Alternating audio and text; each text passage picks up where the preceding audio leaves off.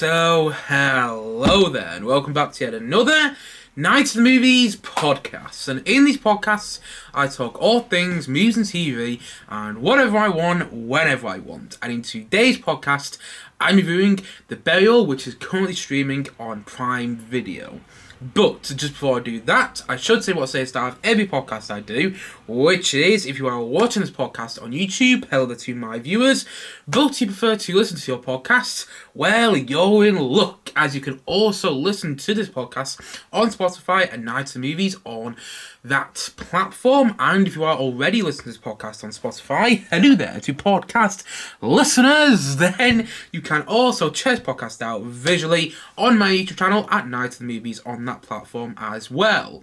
Likewise, wherever you may be watching or listening to this podcast, don't forget to like and subscribe if you enjoy the podcast, of course, and leave me with some feedback on things to improve on in future podcasts, because there's always things to improve on, and feedback is, as ever, much appreciated.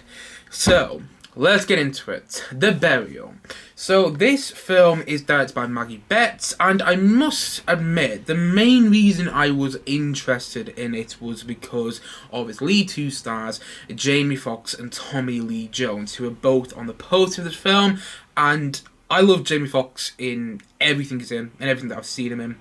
And Tommy Lee Jones is one of those actors where I can watch him in something and be really drawn to him, or it can be the complete opposite. I can watch him in something and not care about him at all. But I still like them both quite a lot as actors. I mean, I love Jamie Foxx as an actor, and I still, for the most part, like Tommy Lee Jones as an actor, even though I kind of went off him after hearing that story about how mean he was to Jim Carrey on the set of Batman Forever. I mean, it's a bad film, but, you know, don't be mean to your co-star. Nonetheless, that's a different topic for a different day. Almost like Bike said, that's a different topic for a different day. And I liked the pairing of them too. Just through the marketing, I thought that was quite an interesting pairing. And then I thought the trailer for this film looked great, and I heard some very good things about it. I planned to watch it when it came out. But I was busy, and I finally got around to checking out this film on Prime Video, because that is where it's streaming. Unfortunately, it's not had a theatrical release whatsoever, otherwise I would have watched this much quicker, but it is streaming on Prime Video. And also, it's a courtroom drama. And courtroom dramas, for me, when done well, can be really great. I mean, just off the top of my head, A Few Good Men. Brilliant film. Written by Aaron Sorkin, directed by Rob Reiner.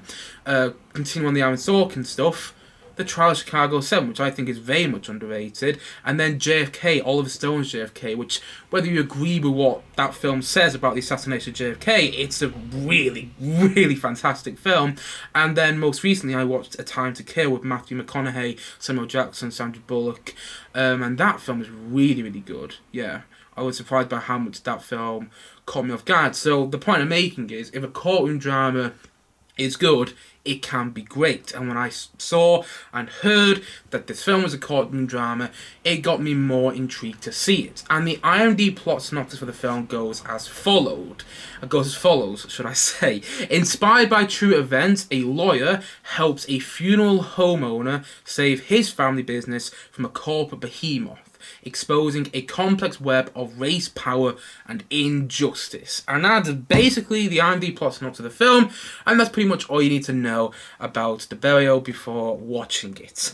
And honestly, I was surprised by how much I liked this film. I only finished watching it a couple hours ago, and I felt like I wanted to do this review today to capture my energy after seeing it not too long ago. You know, I wanted to capture that same energy I had whilst watching the film, because it started, and I must admit, it took me 5-10 minutes to get into, but then I was constantly engaged in the film. I found it so compelling, and Jamie Foxx, he is a remarkable actor. I mean, I need to think about this more, but he might be one of my favourite actors working today. He's so good in everything I see him in. He gives this variety performance as well in all the stuff I've seen him in.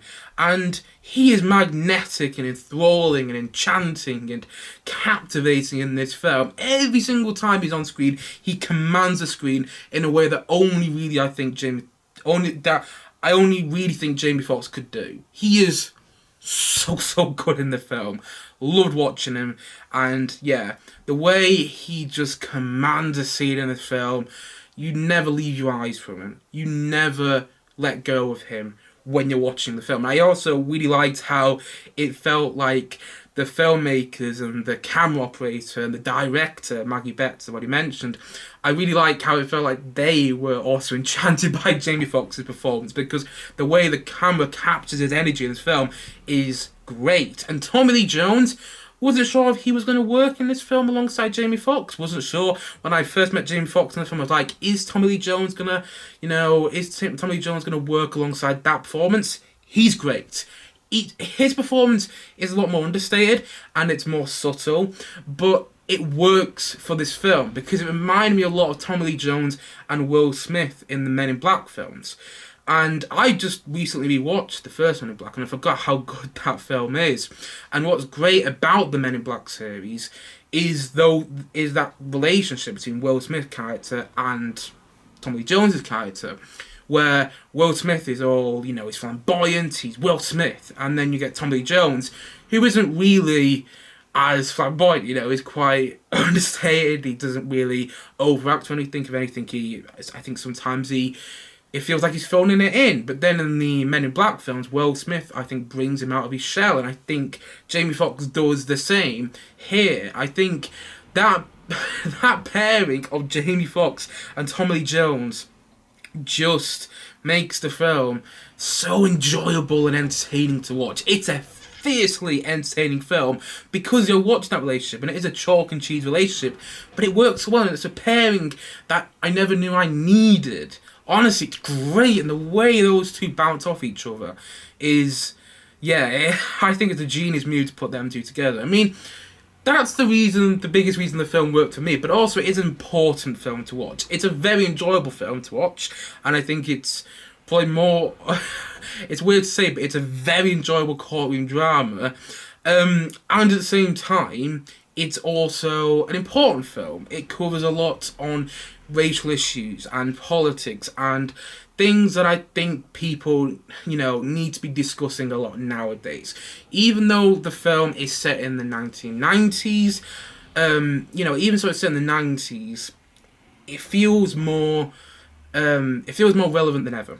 It's one of those films which, yes, it's set however many years ago, 30 years ago, whatever, but it feels relevant now still. You're watching it, and a lot of this is still happening. Regardless of what some people may be saying, we still have this racial injustice, and the way it's tackled in the film is done very well because it sort of sneaks up on you.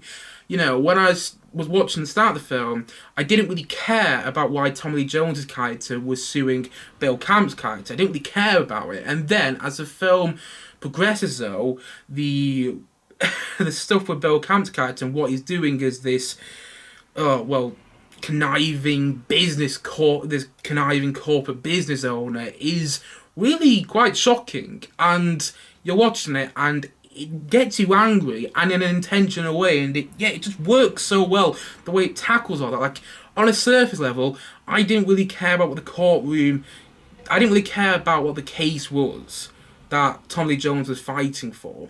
But then as the surface, but then when you get beneath the surface and when you find out a lot about what certain people in this film have been doing, it becomes far more compelling and far more.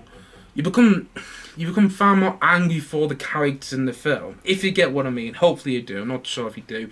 Honestly, I'm recording this review right now, not feeling too well, I've got to admit. But anyway, I want to talk about the film, so I'm going to continue with this review.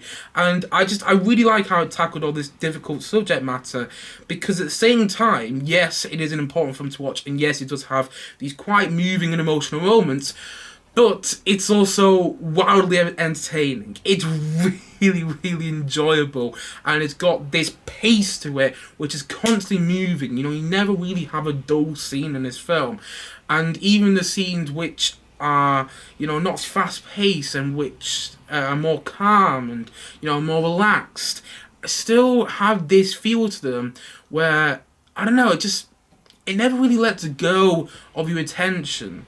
It never really lets go of the viewer's attention watching this film, and you're watching it, and every scene just feels, it's just great to watch, you know. It's got this hip-hop soundtrack which really forwards the film as well and keeps the energy of the film. I mean, I really do think a lot of the energy and the pace of the film is down to the filmmaking, yes, but I also think it's down to Jamie Foxx's performance, because he is just so good in the film. The support performances are very good as well. You have Alan Ruck, which many people might know from Ferris Bueller's Day Off, in which he plays Ferris Bueller's best friend, and most recently I know him from Succession, in which he plays one of the sons in the Roy family, the hippish son who gets married in the last season, and he's great in Succession. Loved him in that show, but I hadn't seen him in anything else, and then he pops up in this, and he's one of those characters which you're not really sure how to feel about. And the way he plays the character that he plays in this film is very compelling and very interesting to watch. And then you get Journey Smalley. I'm definitely pronouncing her name wrong. She's very good in the film as the lawyer who is against Jamie Foxx's lawyer in the courtroom. Then you have Bill Camp, who is great at playing this conniving corporate business owner who wants to take down Tommy Lee Jones' character, and I'm definitely going to mispronounce this, but Mahmoudou Ati as one of the lawyers who is helping in Tommy Lee Jones, who was helping with Tommy Lee Jones and Jamie Foxx's characters. He is really good in the film. I don't really know much. I haven't really seen, again, I'm going to mispronounce it, Mahmoudou Ati in much. I remember he was in Jurassic World Dominion. I prefer not to think of that film, but he did one of the main voice roles in Elemental, and I thought he did a really good job doing the voice acting in that. And he's really great in this film as well. You know, he shines in a lot of scenes. He's holding his own, is what I meant to say. He's holding his own in a lot of scenes where Jamie Foxx is there acting his socks off. You know, he's doing a good job, still making you interested in that character through his performance. And I think, yeah, there's a lot of subtlety in the performance in the film, supporting performances, and I think everybody does a great job. All the performances, they feel authentic and they feel believable, and they're all compelling in their own certain ways. And the film feels authentic. You believe in the characters, even so it's Jamie Foxx and Tommy Lee Jones, you know, two acting legends. Even though it's two acting legends playing these characters, I was able to I didn't feel like I was watching those actors play characters after about the hour mark. Usually that doesn't go away from me. Like the other day on this channel, I was viewing The Great Escape with Michael Caine. Loved that film. I thought it was great. I did feel like I was watching Michael Caine in that film. I mean, that actually made me like that film more, sure. But then in this film, I'm watching it, and it didn't feel like I was watching Jamie Foxx anymore, and it didn't feel like I was watching Tommy Lee Jones. It felt like I was watching the characters they were portraying, or the real-life people they were portraying, should I say. And the facts you find out at the end of the film, you know, it tells you what happened to these real-life people after the events of the film, I found very interesting as well. And yeah, I really, really liked it. Far more than I was expecting to. And I should say that, you know, it does have its problems, and I could say it going about its flaws. And it's not as good as some courtroom dramas I've seen, and as I've already mentioned, for me, it did take a little while to get going. But, yeah, the problems didn't really matter for me. They really didn't matter so much, because the film was constantly moving, and it was engrossing. I found the story and the storytelling to be very well done. Yeah, I found the character relationships compelling as well, and what was going on underneath this court case was really the meat of the story. What was going on there with the meat of the story was a thing that really worked for me. I thought the directing was, again, very well done from Maggie Betts. I really love the way the camera moves in this film, and I love the way certain scenes are done. You know, as you introduce Jamie Foxx's character in the film, it's done in one long take. You know, the camera doesn't cut as Jamie Foxx's character is doing his thing in a courtroom. And lots of people won't care about the one long take thing. I understand that, but for me, it got me more focused on Jamie Foxx's character just like that, and I really loved the way that was done. I think it's a very well directed film. Again, it's got a great pace to it. It's constantly moving. There's not really a dull moment. It's got a great atmosphere and a great feel to it. Even the slow scenes, just are still compelling, and it's still just so good to watch. And it's one of those films which, you know, makes you want to stand up and cheer as well at the end. I really, really liked it. I don't know if I'm going to say I loved it, but I enjoy myself far more with this film than I expected to. I really did. It's another great film. I feel like I'm reviewing a lot of great films recently. You know, some people might say, "Oh, you're just positive on all the films you think." No, I'm just seeing great films. That's what it is. I am selective with the films I watch, and I've just been seeing some great films recently. And The Burial is another one of those great films. And so, all in all, I'm going to say that The Burial, I'm going to say that it's an 8.5 out of 10. Yeah, this film is really, really good. Like, really, really, really good. And I was really surprised by how much I actually enjoyed it as well. And Tommy Lee Jones is really good in this film, and I must admit, I wasn't sure if he was still acting. I wasn't sure if Tommy Lee Jones is still acting. How old is he now? I'm going to look it up. Yeah, because, I mean, he is getting on now. He looked quite old in No Country for Old Men. I mean, I really like Tommy Lee Jones. My computer's just taking forever. He's 77 years old, and you know what? He seems to be having a lot of fun in this film. That's one thing I haven't really mentioned yet. Everybody in front of the camera, and it felt like behind the camera as well, you know, everybody involved in this film felt like they had something invested in it. There was this passion that you had with the film, there's this passion that came off the screen whilst you were watching the film. I really wish it was released in cinemas. I really wish. I mean, it wouldn't have got a great box office. It just wouldn't have, because regardless of what some people say, people don't want original films. It's just a fact. Look at box office numbers.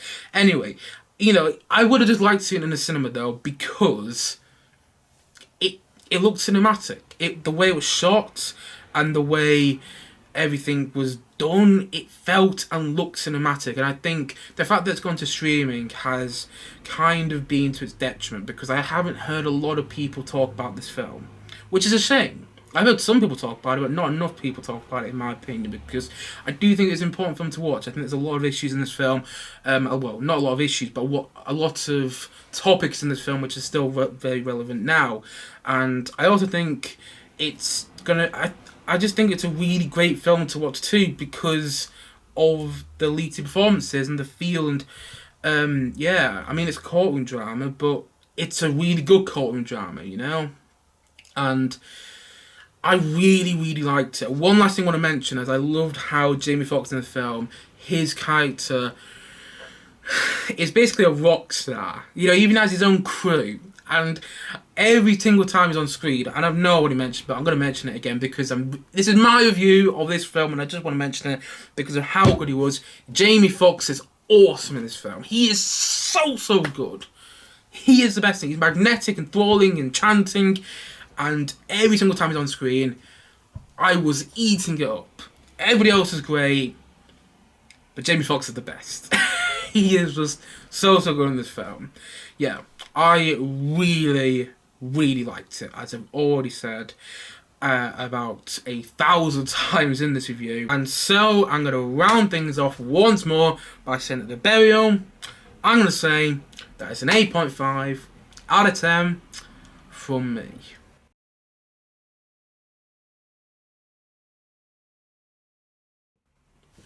Anyway, guys, that's it. That's it for the podcast for today. If my review of this film has interested you into seeing it, I mean, maybe, you never know. If my review of The Burial has interested you into wanting to watch it, it is streaming on Prime Video. I would recommend it.